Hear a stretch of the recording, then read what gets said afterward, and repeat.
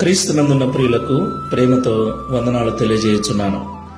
April నెల 27వ తేదీ 2025.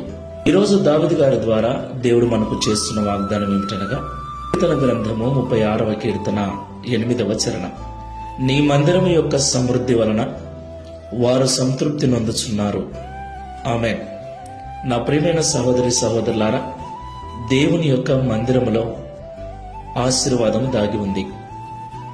మందిరమును నిర్లక్ష్యము చేయక, మందిరమును ప్రేమించి, మందిరం యొక్క పరిచర్యలో, ఆరాధనలో క్రమము తప్పకుండా పాల్పంపులు పంచుకునే వారికి మందిరములోని మేలు చేత, మందిరము యొక్క సమృద్ధి చేత దేవుడు తృప్తిపరుస్తాడు.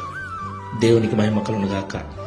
అయితే చాలా మంది మందిరమును నిర్లక్ష్యం చేస్తూ ఉన్నారు. ఆదివారము ఆరాధనను నిర్లక్ష్యం చేసి